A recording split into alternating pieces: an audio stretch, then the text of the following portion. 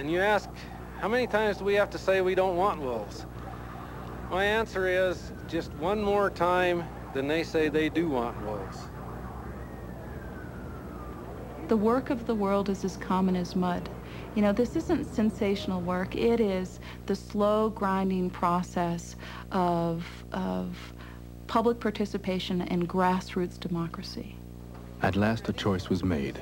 In March of 1995, 14 wolves were airlifted to Yellowstone.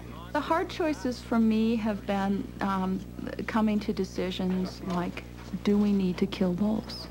I mean, I've worked essentially my whole adult life to protect and recover wolves, and yet a part of this program has been the acknowledgement that there are certain circumstances in which I support killing wolves. One of them is when wolves kill livestock. That is a personal and professional concession that was very hard for me to reach. But I believe that that concession fundamentally protects the most wolves. A hard choice? Yes, for all concerned. A fair choice? That depends on who you ask. Everyone walked away both a loser and a winner. Even those that grumble that they lost this battle.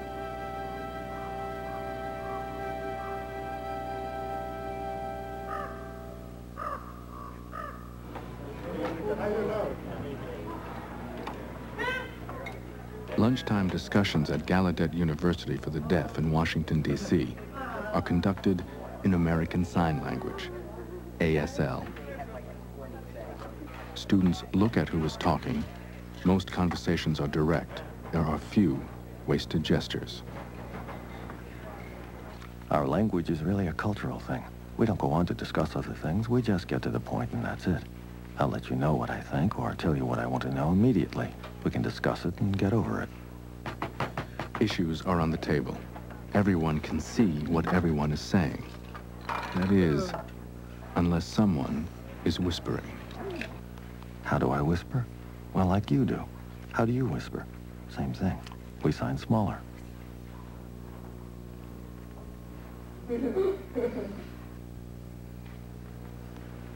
How we get someone's attention is we wave to them with our hand or something. Thump on the table.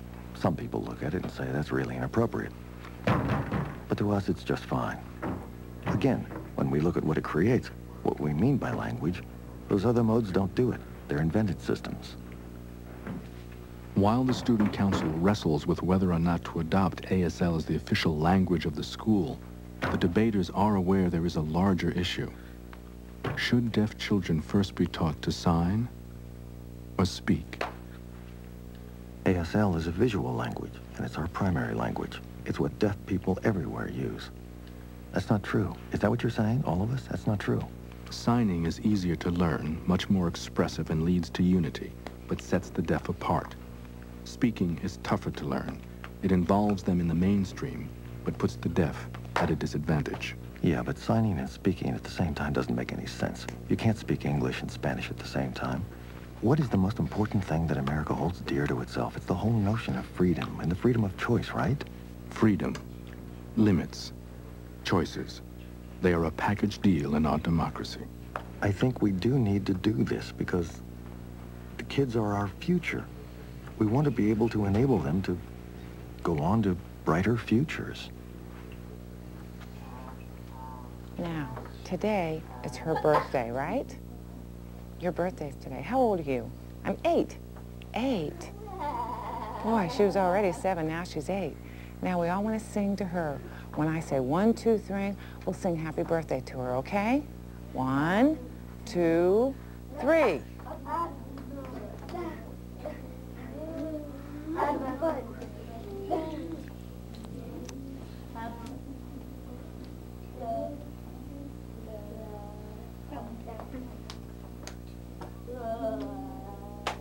Another year, new accomplishments to celebrate. For a town, it can be a very different matter. Even one that looks calm on the surface. There is little to celebrate here. What happens when citizens don't participate, when they abandon public life to those with an axe to grind? we have a handful of politicians. Every individual is on or for his own. The local newspaper, they have their own agenda. Problems are personal. Comes close to clan warfare, tribal. It's a tribal. It's frustrating and it's maddening and it's embarrassing. What do you get when distrust rules? Some would say Eagle Pass, Texas. The county has not operated that smoothly in the last couple of years. We're kind of lost a little bit here. I hate to admit that, but that's the way it is. We've been without patrol cars for a year and a half. If you don't have a transmission for a car, naturally it's going to be sitting there like you see the cars outside. We're in the middle of trying to construct the second international bridge between Eagle Pass and Piedras Negras. We're the only border city now with a two-lane bridge. We have been pursuing it for over 8 years without any progress at all. They get into a betting slump, and we've been in a political slump here lately. And I've got a town that is probably 65% either unemployed or very underemployed.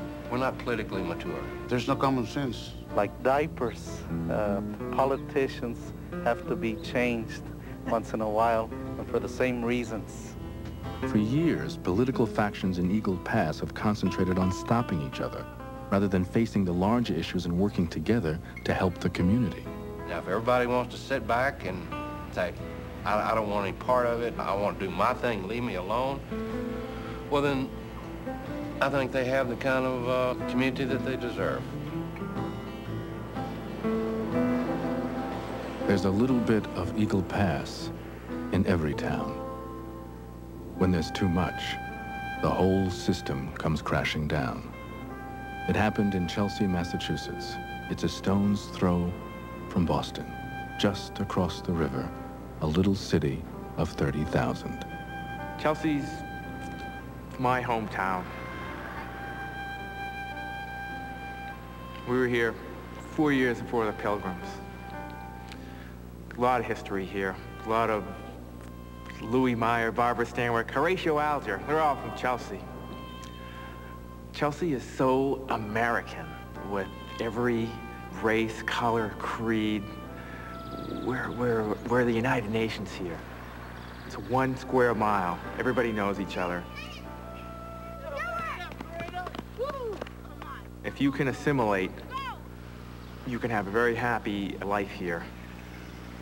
But Chelsea had another reputation, as a dumping ground for the right price. A dead-end city. This was a city where if you and I agreed on 10 things, and then you, the next morning, didn't agree with me on the 11th, you and I were enemies forever on everything.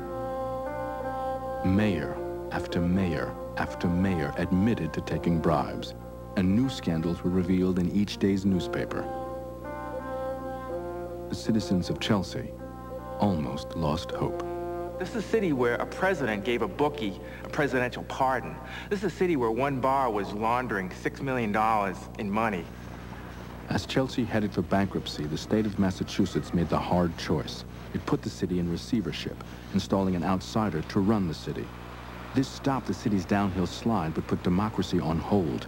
Elections were stopped until further notice. Chelsea in 1991, before the receivership, was not truly a democracy. It was a community in thrall to a corrupt politics, ultimately, I believe, controlled by organized crime.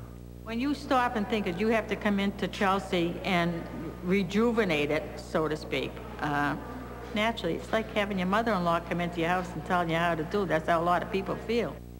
I was one of the people that were against it. I was very angry about what had happened. I still had the fight in me. This way of operating had to occur. People finally saw very clearly that the endless factional division and fraternal warfare was what was destroying, one of the things that was destroying this community, and had to be changed. As we began to reestablish the rule of law in this community, groups could begin to look a little less suspiciously at each other, maybe even finding places of collaboration. To rebuild Chelsea, they needed a new city charter, a set of rules that would put the citizens back into public life. Harry Spence decided to start with citizens. We said to every community group in the city, anytime you hold a meeting, we'll come and tell us what you want for the future of your city, what you want in a charter. Out of those 70 community meetings, we formed a group of 20 people representing all the different views and perspectives, ethnic groups, age groups, neighborhoods.